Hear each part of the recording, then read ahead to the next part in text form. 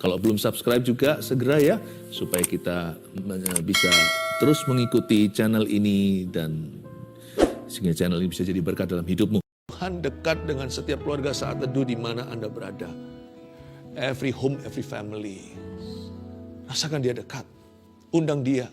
Dia bertata di atas pujian, berarti dia mengatasi rumah kita ketika kita memuji di sana. Roh Kudus, datanglah.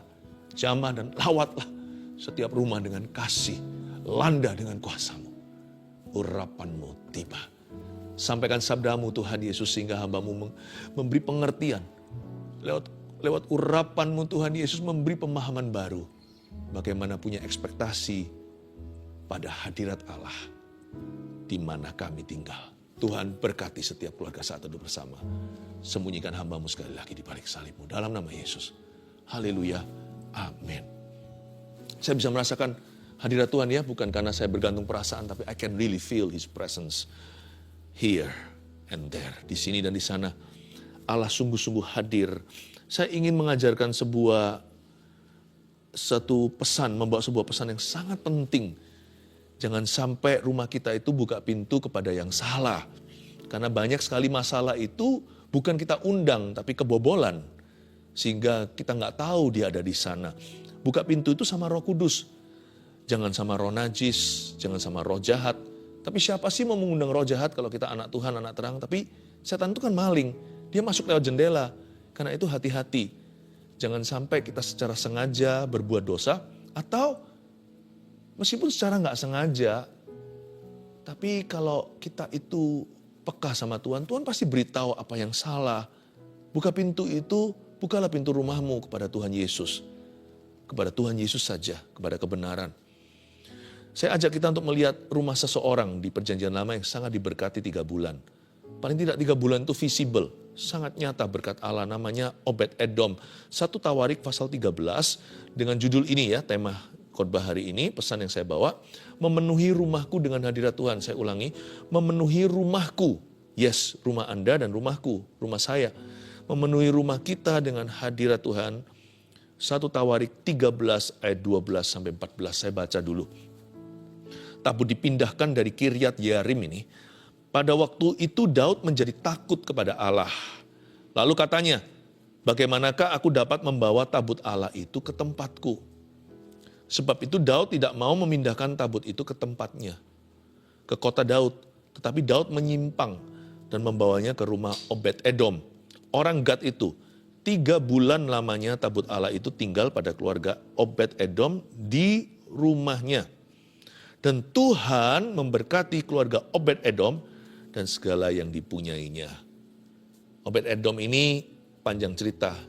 Dia salah satu tim puji-pujian Daud. Staf lah pegawainya. Daud ini takut, ayat 12 dikatakan, Daud menjadi takut pada Allah, lalu dia nggak mau bawa tabut itu ke tempatnya. Ada sebuah insiden sebelumnya, begitu sucinya tabut itu dibawa dengan cara sembarangan, ya tidak sesuai dengan yang Tuhan perintahkan dan semua hukum Tuhan lewat Musa. Lalu habis itu ada satu orang pria namanya Uzzah, waktu tabut itu oleng, dibawa hewan soalnya, bukan dibawa Lewi. Dipegang sama Uzzah, disambar Tuhan dan mati. Daud ketakutan. Takut akan Allah ini bukan yang bagus. Ini ketakutan. Dia salah paham. Dia salah paham. Waduh, banyak kita juga merasa sama kan? Kalau saya di rumah, saya menyembah, ada aja intimidasi dari setan. Nanti dimarah sama papa. Takutnya itu apapun juga. Ketakutan yang tidak sehat, itu bukan dari Tuhan. Itulah alasan kenapa orang tidak mau sungguh-sungguh. Nanti kalau sungguh-sungguh, saya sungguh-sungguh sama Tuhan Yesus, nanti saya disuruh banyak pelayanan.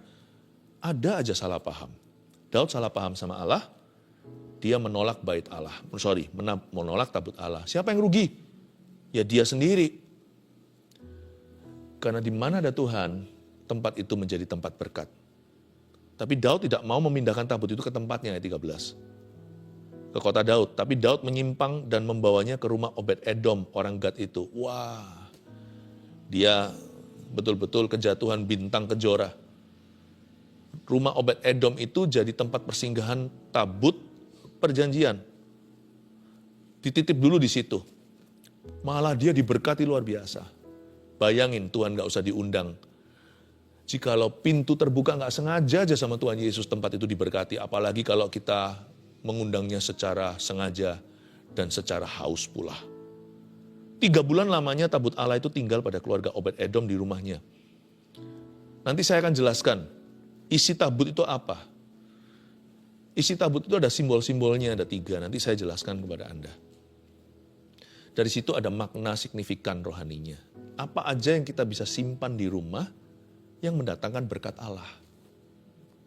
Tapi sebelumnya, saya mau beri peringatan dulu. Apa yang jangan masuk melalui pintu rumahmu dan pintu rumahku. Saya ajak kita buka ya ayat yang lain sekarang ya. Kita lihat dulu di Ulangan pasal yang ke-7 ayat 25 dan 26. Tetap judulnya memenuhi rumahku dengan hadirat Tuhan. Sekarang pastikan bahwa rumah kita tidak kemasukan hadirat setan. Karena itu ini peringatan. Jangan buka pintu pada apa? Patung-patung Allah mereka haruslah kamu bakar habis. Perak dan emas yang ada pada mereka janganlah kau ingini. Dan kau ambil bagi dirimu sendiri, supaya jangan engkau terjerat karenanya. Sebab hal itu adalah kekejian bagi Tuhan Allahmu. Berhala bukan hanya patung-patung. Ada segala sesuatu yang kita perlakukan sebagai Tuhan atau yang menggantikan tempat Allah dalam hidup kita, itulah berhala. Tapi ada berhala-berhala yang vulgar juga. Kalau Anda adalah kepala keluarga, Anda decision maker, Anda yang berwenang, pastikan family Anda jangan setengah-setengah sama Tuhan. Kecuali kalau misalkan Anda anak, orang tua belum percaya Tuhan, ya nggak bisa semerta-merta Anda singkirkan barang-barang papa mama. Karena itu bukan rumah Anda menumpang di sana sampai Anda dewasa. Tapi kalau Anda kepala keluarga, no excuse, tidak ada alasan. Jangan buka pintu sama setan. Jangan buka celah. Tapi berhala di sini juga bukan hanya patung-patung Allah mereka yang haruslah kamu bakar habis, ayat 25, tapi perak dan emas yang ada pada mereka jangan kau ingini. Ini yang saya sebut dengan illegal income. Orang-orang yang mendapatkan keuntungan atau laba dari bisnis judi contohnya. Judi apapun. Baik itu kalau di Indonesia nggak ada ya, kalau mungkin di negara-negara yang sekuler gitu mungkin ada seperti kasino atau judi online. Anda bawa masuk ke situ, itu semua uang yang didapatkan, itu ada sayapnya. Itu ada sayapnya. Dan ada susah payah mengikutinya, karena berkat Allah yang membuat kaya. Susah payah tidak mengikutinya, itu ada susahnya. Pasti ada tumbalnya. Dan jikalau Anda bertobat suatu hari, pasti detox sama Tuhan. Karena Tuhan tidak setuju dengan pencucian uang. Pasti Anda dicuci dulu. Dan itu biasanya orang akan mengalami digerus harta duniawi, kebangkrutan bahkan, itu diizinkan Tuhan. Kalau orang mau ikut Tuhan harus pikul salib, yang ginian nggak boleh. Kalau dia memulai pekerjaan yang halal, dia pasti akan terlebih dahulu mengalami kerugian. Harus, paling tidak dia nggak dapat income segede itu, karena itu uang gampang. Emas perak mereka jangan ada padamu, itu dibawa masuk ke rumah, itu bawa kutuk. Hasil prostitusi, hasil kejahatan, pemerasan, korupsi, itu bawa pulang ke rumah. Itu nggak jadi berkat kok. Itu anak nanti jadi rusak. Nggak bisa, sudah nggak ada pengendalian diri. Air tawar dan air garam nggak bisa keluar dari sumber yang sama. Uang yang didapatkan dengan cara yang haram gitu nggak akan membuat hati orang itu bersyukur pada Tuhan. Nggak akan membuat orang itu bisa mendidik anak dengan benar. Nggak bisa. Karena apa yang jadi berhala kau bawa masuk ke rumah, itu akan merusak adonan. Itu akan mengkamiri. Nggak bisa spiritnya Roh Kudus dan Roh Najis berada di dalam satu rumah. Itu nggak bisa. Karena itu kita perlu bertobat. Itulah sebabnya Sakius ketika bertobat, dia berkata, Tuhan, aku akan kembalikan orang yang kuperas. Jikalau ada yang kuperas, aku bahkan akan kembalikan 4 kali lipat atau 4 kali ganda. Tuhan berkata, hari ini juga petang ini, keselamatan turun atas atap rumah ini. Itu loh Sakius, hai Sakius turunlah aku hendak menumpang di rumahmu.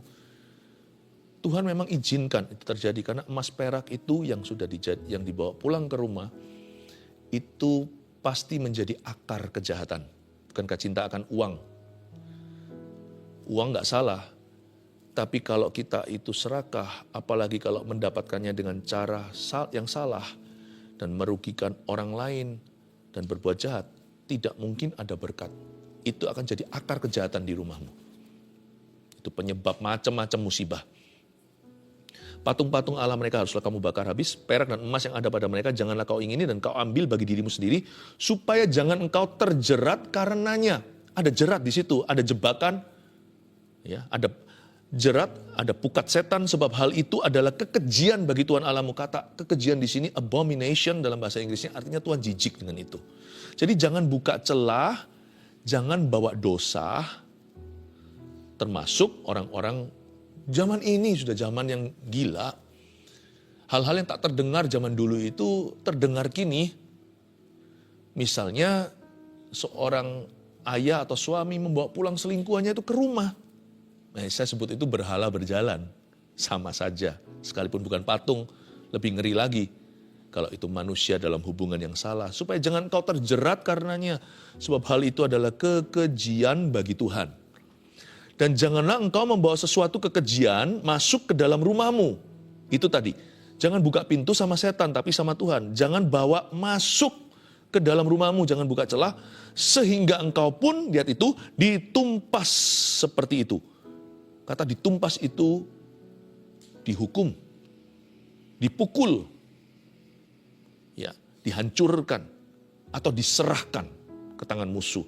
Haruslah engkau benar-benar merasa jijik dan keji terhadap hal itu, sebab semuanya itu dikhususkan untuk apa? Dimusnahkan.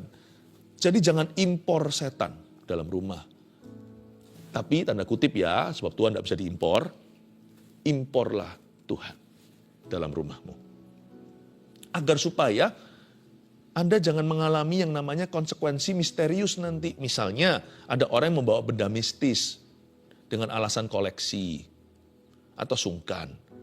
Sekali lagi kalau Anda adalah kepala keluarga, kalau Anda adalah anak atau anak berwenang atau Anda kerja di sana, misalnya pegawai atau pembantu di rumah, ya Anda bisa doa, kamarmu milikmu. Seluruh rumah itu kegelapan, kamar Anda terang benderang. Ya memang akan terjadi peperangan, pasti itu. Saya jamin pasti terjadi peperangan sengit, tetapi bertahanlah.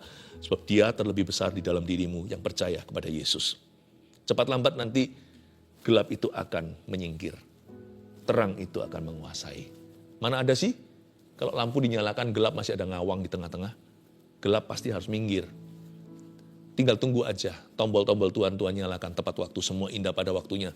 Nanti kegelapan itu pasti akan kalah. Tapi sementara sekarang mungkin Anda babak belur dulu. I know, pikul salib ya. Sebelum Yesus dibangkitkan kan, dianiaya. Mungkin sekarang terjadi penganiayaan karena imanmu, nggak apa-apa. Anggaplah Anda beruntung, nabi-nabi zaman dulu pun diperlakukan begitu. Upahmu besar di sorga. Tapi kalau Anda yang berwenang lalu Anda buka celah, nah itu tidak ada alasan. Jangan sampai mengalami konsekuensi misterius yang terjadi karena ada yang membawa benda mistis secara sengaja. Seperti apa? Seperti senjata-senjata gaib yang dikeramatkan. Seperti spirit dolls. Jangan yang gitu-gituan lah, itu mistis. Itu mistis, yang superstisi segalanya. Kita nggak sengaja aja bisa kebobolan kok. Saya kasih contoh ya, pernah suatu hari saya dan istri saya dan anak-anak lagi jalan-jalan di sebuah mall, lalu di situ ada sebuah pameran barang-barang antik-antik. Nah kebetulan waktu itu, itu beberapa tahun lalu, lagi ngisi rumah. Lalu saya lihat satu barang unik itu, antik, barang seperti pot gitu ya. Bagus sekali, murah lagi. Saya beli, tapi memang di sekeliling-sekeliling itu barang-barangnya itu membuat bulu kuduk berdiri. Bukan kerasa-kerasaan, enggak. Saya itu enggak gitu orangnya. Saya itu gitu-gitu itu cukup kebal. Maksudnya itu saya enggak takut-takut superstisi, saya enggak peduli kalau saya tinggal di rumah berhantu, saya enggak takut sama sekali. Tapi justru mungkin itu juga kelebihan saya dan itu juga mungkin kekurangan saya. Jadi saya beli itu, di sekeliling-sekeliling yang lainnya itu benda-benda gaib, dan itu semua orang taruh percaya pada barang-barang itu. Tapi yang satu ini kan nggak ada, saya periksa dulu, nggak ada gambar-gambarnya, nggak ada tulisannya, nggak ada apa-apa. Bagus warna biru gitu, cocok gitu, taruh di sudut itu. Kecil sih, saya taruh. Setelah saya taruh di sana ada beberapa perkara-perkara yang tidak menyenangkan terjadi di rumah saya dalam satu hari itu langsung. Malam itu anak saya yang kedua jalan naik tangga, tiba-tiba jatuh. Nggak mungkin lah, anak segede itu, ini sudah besar anak saya. Dan menurut dia, ada yang dorong dia. Saya sih nggak mudah-mudah percaya. Saya bukan tipe orang yang dengar bunyi krek itu langsung berkata setan. Enggak, saya bukan begitu. Meskipun kami ini keluarga yang rohani, maksudnya kami membangun kerohanian, tapi kami tidak mudah-mudah percaya. Lalu setelah saya berkata, masa sih Ko? Saya panggil anak saya Koko ya. Masa sih Ko? Ya. Ini loh, jangan, kamu yang benar loh, nanti adikmu takut nanti, jangan sampai yang lainnya mikir. Enggak Daddy, Pak, sungguhan, seperti rasa didorong. Kakinya terluka, untung nggak ada apa-apa, hanya terkilir sedikit. Lalu saya nggak ada rasa curiga, saya tidur. Dalam tidur saya diberi mimpi, dalam mimpi saya diberitahu, pot ini ada isi. Saya diberitahu dalam mimpi loh, bayangkan. Bangun tidur, nggak apa-apa lah, saya kira nggak perlu diuji yang ginian ya. Kalau orang ya saya mikir berkali-kali apakah gimana, tapi kalau ini cuma benda lah, jangan sayang. Ya sudahlah, paling rugi materi. Saya langsung bawa keluar hari itu. Saya masukkan dalam tas kerja saya, kebetulan waktu itu hari Minggu saya lagi mau berkhotbah, saya masukkan ke tas saya. Ternyata tas itu juga berakhir ada di dalam ibadah. Sebelum saya akhirnya hancurkan, saya nggak tahu kalau memang ada isinya, dia pasti tersiksa-siksa itu di gereja itu. Lalu habis itu saya serahkan ke pendoa kami, saya bilang tolong ya, ini dipecahkan, dimusnahkan, dan didoakan. Saya sudah doa tadi, tapi tolong ini dimusnahkan. Saya nggak mau. Mungkinkah ada benda-benda begitu? Saya aja pendeta hamba Tuhan, kadang-kadang nggak sengaja kebobolan. Apalagi mereka yang sengaja mengoleksinya. Sengaja membelinya bawa masuk. Nggak usah yang superstisi, yang mistis, yang gaib atau apa. Pornografi, gambar-gambar yang tidak senonoh. Ya. Atau mungkin itulah ramalan-ramalan bintang segalanya. Itu aja mesti ada, misalnya zaman dulu, zaman koran, belum elektronik. Itu mesti ada di dalam sana. Enggak lah, kita nggak usah sapu bersih rumah kita, bebaskan, nanti jadi orang yang paranoid ya. Seperti segala sesuatu itu seperti germ phobia itu loh. Orang yang fobia atau rasa takut terhadap kuman. Wah, nggak usah lah. Kita itu punya pekerjaan. Kita itu punya kesibukan. Ngapain cari-cari sapu bersih setiap kolongnya itu ada sesuatu yang lambang setan. Orang kayak begitu itu hidup dalam ketakutan. Maksud saya jangan sengaja. Jangan buka celah. Apalagi kalau seorang papa, seorang mama, suami istri itu kan wewenang keluarga. Itu saya sebuah cerita aja, saya beritahu kepada Anda bahwa setan itu bisa masuk dengan cara begitu. Kita kembali lagi ke Abednego tadi ya. 1 Tawarik pasal yang ke-13 tadi. Saya ulang lagi di ayat 14. 3 bulan lamanya tabut Allah itu tinggal pada keluarga Obed-Edom. Di rumahnya. Di mana? Di rumahnya. Nah yang ini masuk, bukan yang masuk ke dalam bukan patung-patung Allah mereka yang harus dibakar atau perak emas yang ada pada mereka yang jangan kau ingini dan kau ambil, bawa pulang ke rumahmu. Benda-benda yang harus ditumpas atau segala sesuatu yang mendukakan Roh Kudus. Atau perkara-perkara yang berdosa dan semua yang dikhususkan untuk dimusnahkan, bukan. Sebaliknya 3 bulan itu Obed-Edom impor atau dititipin. Dititipkan sebuah objek benda waktu itu yaitu tabut perjanjian. Tabut perjanjian itu seperti kotak begitu. Kotak bukan kotak tapi rectangular ya. Bagaimana? Ya kotak tapi agak lonjong. Lalu ada pemandunya 4 untuk Lewi angkat. Tabut perjanjian itu di perjanjian lama tempat hadirat Allah di atasnya. Ada penutupnya di situ itu seolah seperti tumpuan kaki atau kursi tahta. Ada juga seperti malaikat. Itu adalah ukir-ukiran zaman Aholiab, Bezalel dan Aholiab di zaman Musa. Tabut perjanjian ini masih ada di zaman Daud. Karena zaman dulu Roh Kudus belum dicurahkan, bait suci masih belum robek dari atas ke bawah. Waktu Yesus mati, itu robek di tengah. Allah dan manusia ada pemisah, jadi harus ada semacam tempat bait suci di situ. Tapi zaman sekarang sudah tidak ada lagi tabut perjanjian ini. Untung tabut perjanjian ini hilang dalam sejarah. Kalau enggak hari ini mungkin banyak orang Kristen anak Tuhan memberhalakannya. Tapi intisari daripada tabut perjanjian itu bukan pada bendanya. Tidak mistis, tidak sama dengan benda-benda tersebut yang saya sebutkan tadi. Tapi tabut perjanjian ini ada maknanya. Nah ini yang saya coba gali secara rohani, apa yang boleh mengendap di rumah kita malah justru diundang di sana supaya menelurkan, menghasilkan perkenanan. 3 bulan lamanya tabut Allah itu tinggal pada keluarga Obed-Edom di rumahnya dan Tuhan memberkati keluarga Obed-Edom dan segala yang dipunyainya. Yang diberkati bukan hanya Obed-Edom atau anggota keluarganya dan juga pegawai-pegawainya yang ada mungkin di rumahnya. tapi bahkan apa yang dipunyainya. Itu kalau ada hewan di rumah orang itu sudah sekarat, taruh di dia itu bisa hidup. Ikan atau bahkan binatang yang mandul, atau mungkin ikannya sudah miring-miring jalannya, ditaruh di kolamnya dia lalu malah beranak. Ini bukan sesuatu yang sifatnya gaib ajaib, bukan. Tapi perkenanan Tuhan yang dapat dilihat dengan mata. Bahkan apapun yang ada di rumah itu diberkati. Aneh ya. Apanya ya?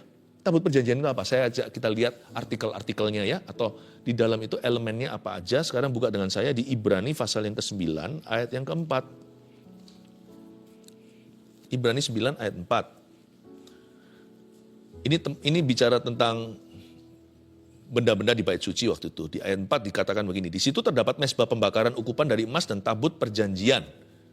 Lupakan pembakaran ukup tadi, langsung aja ke tabut perjanjian yang seluruhnya disalut dengan emas. Di dalam tabut perjanjian itu tersimpan. Nah, garis bawahi dan diperhatikan. Buli-buli emas berisi mana? Nomor 1 itu. Lalu apalagi yang berikutnya apa? Tongkat Harun yang pernah bertunas. Itu nomor 2. Dan loh-loh batu yang bertuliskan perjanjian. Itu loh yang di Gunung Sinai sempat pecah. Lalu naik lagi, Tuhan tuliskan kembali. Tuhan ukir lagi 2 batu baru. Itu loh 10 perintah Allah.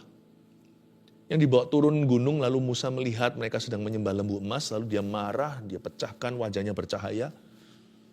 Lalu dia naik lagi, berapa puluh hari lagi berpuasa, lalu Tuhan tuliskan kembali. Ini 3 elemen atau 3 partikel di dalam tabut perjanjian itu yang mendatangkan berkat atas seluruh keluarga Obed-Edom. Coba saya bedah. Untung sekali lagi barang ini sudah hilang. Ada berapa barang-barang yang di perjanjian lama itu sudah lenyap. Saya percaya itu Tuhan izinkan. Urim Tumim contohnya salah satu di jubah imam, di breastplate atau di baju zirahnya di depannya itu loh, platnya. Itu untuk tanya Tuhan seperti dadu iya enggak. Karena zaman dulu kan lewat imam besar setahun sekali. Tapi zaman sekarang kan kita imamat rajani. Kita semua bisa mendengarkan firman Tuhan dan Alkitab di tangan. Lebih bagus lagi dari 10 perintah Allah, kita punya perintah Allah yang lengkap dan janji-janjinya. Ribuan janji lagi. Kita bahkan punya Injil, kitab Injil, pengenapan Taurat, luar biasa. Jadi kita nggak perlu benda-benda itu lagi, barang-barang itu. Kalau sama Tuhan itu, ikut itu seminim mungkin barang jasmani. Barang jasmani yang saya miliki, yang sangat membantu saya dalam iman itu adalah jelas-jelas buku ini. The Book atau Alkitab. Alkitab artinya The Book. Buku itu. Atau sang buku itu. Ini pun tidak dikeramatkan. Buku ini kertas kulit lagi depannya ini. Ini benda mati. Isinya yang hidup, sebab firman Allah itu hidup. Dan berkuasa seperti pedang bermata 2. Bisa membedakan sumsum dan sendi, bisa membedakan pikiran orang, bisa membedakan roh dan jiwa. Isinya. Jadi kalau saya lagi di dalam gelap misalnya, lalu saya takut gitu, saya nggak perlu bawa Alkitab seperti itu, seperti film-film itu Hollywood, itu semuanya rekayasa. Wah ada Dracula pakai Alkitab, dia ketakutan. Enggak, yang setan takut itu bukan Alkitabnya. Tapi orang yang hidup dalam firman, iman yang mengalahkan dunia. Benda itu sedikit mungkin lah. Saya kalau mendoakan orang pakai olesin minyak itu juga karena mengenapi surat Yakobus, itu pun saya lakukan pada jemaat saya di dalam Tuhan, jemaat yang Tuhan percayakan. Karena ada tulisan begini, barang siapa datang yang sakit, cari penatua. Penatua di situ bukan majelis, maksudnya penatua di situ adalah gembala sidangnya. Oleskan minyak, doakan. Minyak itu untuk mengingatkan bahwa kita harus rajin-rajin berdoa bagi yang sakit. Kalau minyaknya agak kurang-kurang itu berarti kita mulai malas. Itu pun saya jarang-jarang, kalau pakai medium-medium tertentu nggak perlu. Bahkan secara fisik pun, kalau bisa ya sudah maksimal cuma tumpang tangan. Bayang-bayang itu kan nggak disengaja sama Petrus, itu sapu tangan. Itu kan semuanya kejadian, itu bukan sesuatu. Kalau Petrus sampai kapanpun, Paulus juga sama. Kobarkan karunia lewat penumpangan tanganku. Petrus juga bilang begitu kan. Dia juga dituliskan demikian di Kisah Para Rasul. Dia dan Yohanes pergi ke Samaria. Dia tumpangkan tangan, letakkan tangan, dan orang-orang Samaria menerima Roh Kudus. Sesimpel mungkin, karena manusia itu punya kecenderungan untuk memberhalakan. Punya kecenderungan untuk superstisi. Karena perkara rohani nggak kelihatan. Kalau ada pegangan itu sesuatu yang jasmani, mereka suka. Karena itu saya sangat hati-hati. Karena iman kita tidak boleh berujung ke berhala. Iman kita harus kepada Allah yang hidup. Karena itu barang benda-benda jasmani minim-minim aja lah. Saya pokoknya sama Alkitab ini udah cukup sih, saya kemana-mana udah itu nggak perlu apa-apa. Semua yang saya butuhkan, tidak perlu membawa ekstra baju, kata Tuhan, tongkat pun nggak perlu. Kau bawa penyertaanku lebih dari cukup, sebab pekerja patut mendapat upahnya. Udah itu aja. Saya rasa kita sebagai anak Tuhan, orang Kristen harus seminim mungkin medium atau perantaraan. Kita punya pengantara yang sudah sempurna, namanya Yesus. Oke, tapi sekarang saya jelaskan ya, masing-masing itu supaya Anda jelas, supaya ngerti. Hal-hal apa aja yang boleh diendap di rumah, malah justru harus diundang ke dalam. Ini semuanya rohani sifatnya, bukan jasmani. Tadi kita sudah baca 3 hal tadi. Ada loh batu, ada tongkat Harun yang pernah bertunas. Dari kejadian apa? Dari kejadian waktu Korah, Datan, dan Abiram memberontak. Dan 250 tua-tua Israel berontak sama Musa dan Harun. Mereka bilang, ngapain kalian gaya-gaya? Aku juga bisa khotbah kok. Aku juga bisa mimpin umat ini. Kenapa kalian sih? Tuhan bilang, besok sini bawa sini tunas. Tunas siapa yang bertunas? Tongkat Harun dan tongkat kalian. Siapa yang bertunas? Nanti lihat. Nggak mungkin lah. Tongkat itu bisa keluar tunasnya, itu nggak mungkin. Itu Tuhan. Mana mungkin anggrek tumbuh di gurun Sahara? Mana mungkin apel tumbuh di tempat yang panas, misalnya di Laut Mati situ, di daerah situ. Itu mungkin bisa, mungkin tanaman-tanaman padang gurun. Tunas, Tuhan tunjukkan sesuatu yang supra alami, supranatural. Lalu kemudian mereka dihukum, 250 orang itu ditelan hidup-hidup oleh bumi. Tuhan tunjukkan. Bertunas itu bicara tentang divine authority ya. Saya jelaskan dulu. Nanti di dalam juga ada satu potnya mana. Tempat 40 tahun bangsa Israel makan nggak masak. Ya boleh dimasak lagi boleh, tapi bahannya sudah diberikan Tuhan setengah matang. Itu mana langsung dimakan pun manis seperti ketumbar. Oke, sekarang saya kasih dulu penjelasannya. 3 poin. Dan nanti 3 poin ini saya jelaskan juga artikel-artikel itu artinya apa. Memenuhi rumahku dengan hadirat Tuhan yang nomor 1. Tulis tadi. Jangan bawa benda jimat, keramat, mistis, superstisi, atau berhala ke dalam rumah. Jangan dibawa yang gituan ya. Termasuk berhala yang berjalan tadi. Oh, jangan lupa juga. Ini bukan bicara tentang benda jimat keramatnya. Ini bicara juga tentang imamat yang berfungsi. Tuhan berkata dengan jelas bahwa kamu jangan bawa masuk itu ke dalam rumahmu. Itu Tuhan bicara pada sang kepala keluarga. Jadi imam yang berfungsi ya. Kita itu penjaga rumah kita. Sekalipun kita bukan yang berwenang pun. Kalau kita junior di rumah, kita pun bisa turut berjaga-jaga lewat doa kita. Ingat tadi, kamarmu adalah milikmu. Kita bisa di situ berdoa. Jikalau orang dunia bertapa di gua, kita bisa berdoa di kamar doa, yaitu kamar tidur kita. Kita bisa minta anugerah dan kasih karunia Allah. Jangan bawa benda jimat, keramat mistis, superstisi atau berhala ke dalam rumah.